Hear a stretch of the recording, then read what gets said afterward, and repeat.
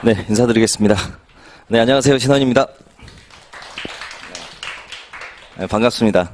날씨가 또, 비도 아닌 게 눈도 아닌 게, 약간 환영하는 느낌의 하늘에서 세레모니가 있는 것 같습니다.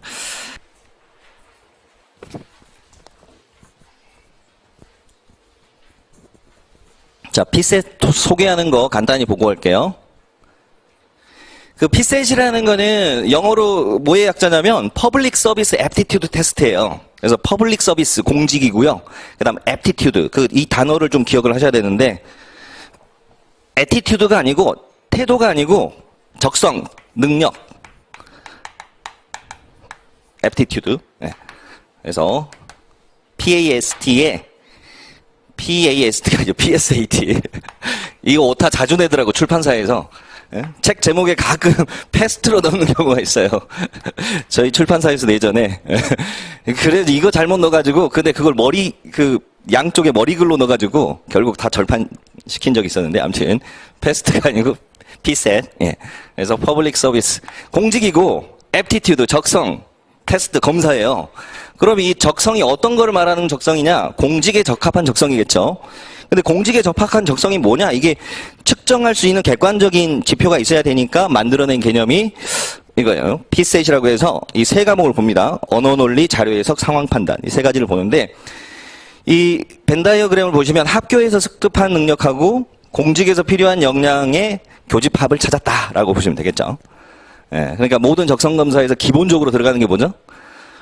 이 글을 읽고 이해하는 능력이죠. 그죠? 예. 텍스트를 이해하는 능력. 그러니까 언어 능력은 반드시 봐야 되는 거고. 근데 논리가 들어간 이유는 언어 플러스 논리니까 이 논리가 좀 더 강조되는 거예요. 일반적인 독해 시험에 비해서.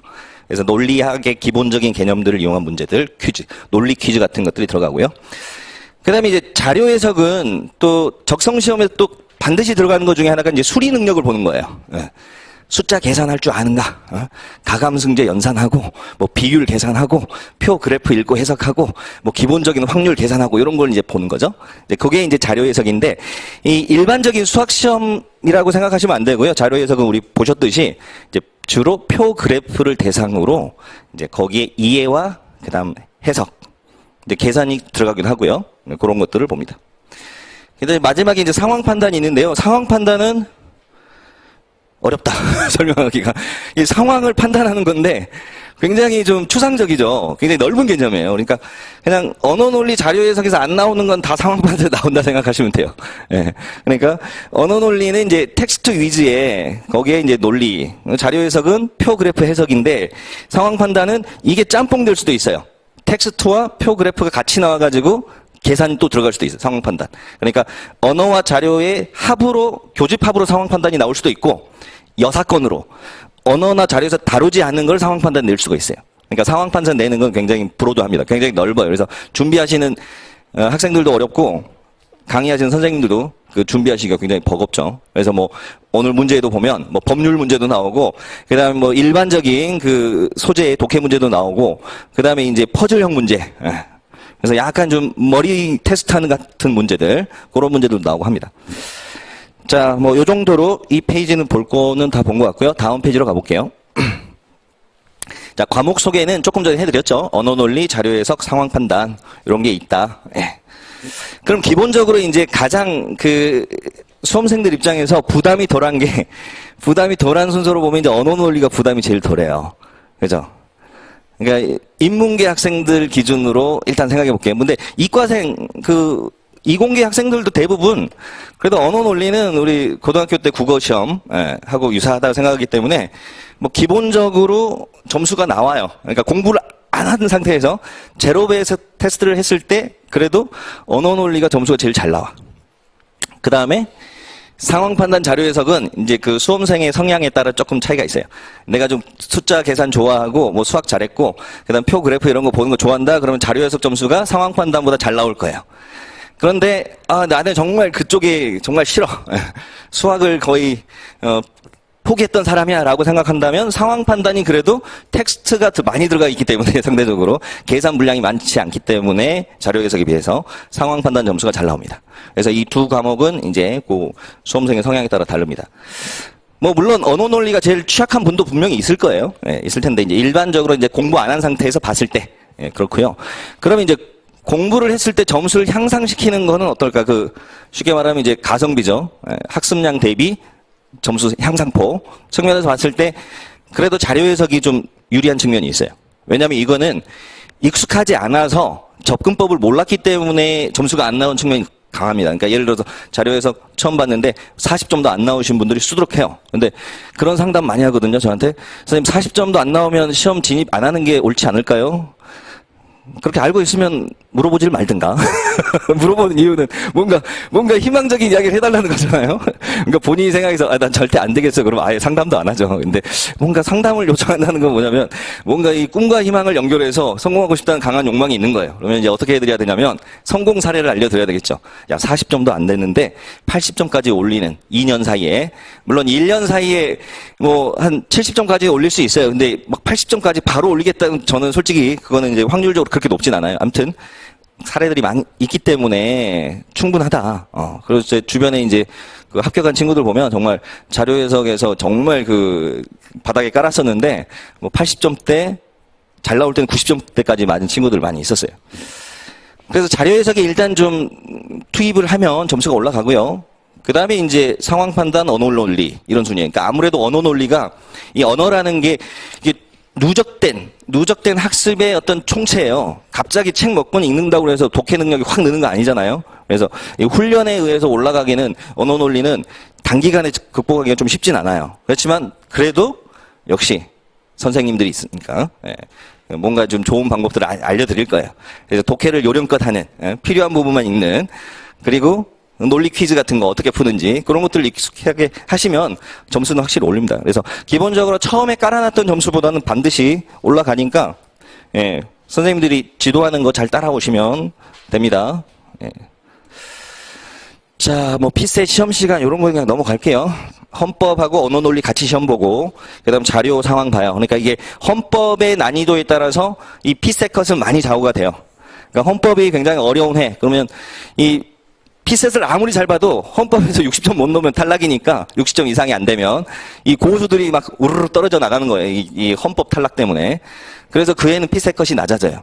근데 이제 헌법이 쉽게 나오면 웬만하면 다 이제 통과되는 거니까 이제 피셋 잘하는 분들이 이제 많이 합격하겠죠. 그래서 점수가 올라갑니다. 그래서 이제 헌법도 중요하죠. 헌법도 중요하고.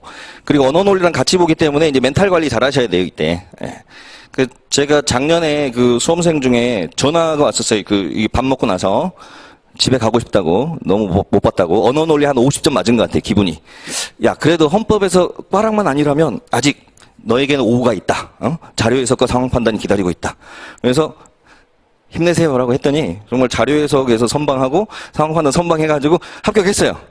그래가지고 최종 합격까지 했어. 올해. 그래서 언어를 만나더라도 다음 과목도 잘 보면 돼요. 물론 그 직렬이 상대적으로 기술 직렬이라서 좀 평균이 낮긴 했지만 아무튼 포기하지 않고 끝까지 해서 됐습니다. 자, 그 다음으로 가볼까요? 빨리빨리 갈게요. 자, 그 다음에 최근 3개년 1차 시험 경쟁률 이렇게 있고요. 대략 뭐 4대1, 5대1 뭐 그 정도 보시면 됩니다. 그리고 그 다음에 커트라인. 커트라인 보시면 2019년 기준으로 70점대. 낮은 직렬은 이제 60점대도 있고요. 그렇게 봅니다. 그러니까 여러분 여기 75점이라는 게 그렇게 어려운 건 아니죠. 예를 들어서 9급 이런 거 보면은 9급 시험은 막 90점대잖아요. 커트라인 이게. 몇 개 틀리나 가지고 이제 좌우되는 시험인 반면에 얘는 75점이면 마음 편하게 생각해. 40문제 중에 30개만 맞추면 돼. 10개는 안 풀어도 30개만 정확히 맞춰도 합격한다 이렇게 생각하면 마음이 편해요. 근데 처음부터 나는 90점대를 맞아야지라고 덤비잖아요. 그럼 절대 그 점수 안 나와요. 그러니까 자기가 본인 실력에 맞게 단계적으로 점수를 향상시키는 그 과정을 겪으면서 요 이상. 근데 75점 맞아놓으면 불안하잖아요. 2차 공부할 때. 그러니까 한 80점대를 안정적으로 맞아주는 그걸 목표로 가시면 돼요. 그럼 80점을 안정적으로 맞는 방법은 간단해요. 35개만 정확히 풀어도 돼요. 35개만. 5문제 버리고 35문제를 풀어서 80% 정답률로 가잖아요. 그럼 몇 점 나와요? 빨리 또 자료 해석 해봐야 되겠죠? 자, 35개를 80% 정답률로 풀면 문제당 2.5점이죠. 그죠? 그 다음 곱셈은 앞에서부터 계속 갈 필요가 없어. 편한 부분 먼저 공략하면 돼요. 요걸 먼저 공략해 봅시다. 2.5에 80%. 80%는 5분의 4. 그러면 여기서 2가 나오겠죠? 그러면 2 곱하기 35에서 70이 나온다고. 70. 요렇게 맞으면 일단 70은 나오는 거고요. 그럼 5개 버렸죠? 5개 버린 거 중에 찍어. 그럼 오지선다니까 하나는 걸릴 거 아니에요? 하늘이 버린 자식이 아니라면. 그죠? 예. 그러면 72.5가 일단 나온다 이거예요, 여기서. 예. 그러면 여기까지 가려면 이제 하나만 더 맞추면 돼. 하나만 더 맞추면 되니까 한 문제를 더 풀어서 맞추든 잘 찍어서 하나를 더 맞추든 하면 될 거란 말이죠. 그러니까 여러분이 꼭 제일 좋은 건 이거죠. 이 정답률도 높이고 문제 수도 조금 더 높여주면 좋아요. 예. 근데 이 난이도가 높은 해 시험에서는 35개보다 더 많이 풀기가 쉽진 않거든요. 그러니까 기본적으로 35개를 나는 풀어야 되겠다 생각하시고 올해 시험이 굉장히 쉬운 것 같아. 그 몇 문제 앞에만 보도 알 수 있잖아요. 그러면 그거보다 조금 더 풀자. 예, 한 37개까지 풀자 생각하시고 올해 되게 어려운 것 같아. 막 다 어려워. 그러면은 목표치를 낮추세요. 한 32개, 3개만 풀자. 너무 어렵다 싶으면 그냥 아까 말씀드렸듯이 30개만 정확히 푸시다 가셔도 돼요. 30개만 정확히 풀어도 충분히 합격합니다. 제가 아는 그 합격생 중에 그 친구는 문제를 골라내는 게 너무 귀찮대. 그래가지고 무조건 1번부터 풀어요. 근데 1번부터 30번까지 풀어. 그러면 무조건 맞춰. 그러니까 그 친구는 자기가 푼 문제 곱하기 점수 나오는 거예요. 바로 비례해서. 그래서 32번까지 풀었다 그러면 기본적으로 80점 나오는 거죠. 뭐 찍어서 걸릴 거 아니에요. 그러면 또 85점 막 그렇게 나온다고.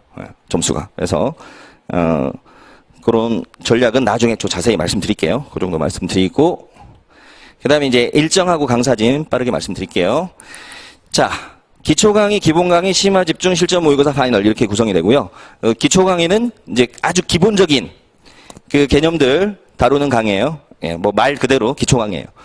그리고 가장 이제 중요한 강의라고 할 수 있는 게 기본 강의 피셋에서는 기본 강의가 이제 여름에 6월부터 8월 그 사이에 보통 이제 3주 그래서 15회 길게는 15회 짧게는 한 10회 그래서 뭐 보통 한 12회 정도 진행이 될 거예요. 그렇게 해서 기본 강의가 굉장히 중요한 게 기본 강의 때 이제 기초 입문에서 다뤘던 것도 다시 한번 다루면서 이제 전반적인 뭐 문제 풀이까지 다 다룹니다. 그래서 이 기본 강의를 꼭 들으셔야 되고요.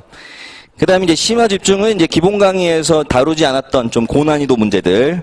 예를 들어서 뭐 기본 강의에서는 5급 공채 문제들 위주로 풀었다면 뭐 기초 입문에서는 더 쉬운 뭐 민간 경력 문제 위주로 풀었겠죠.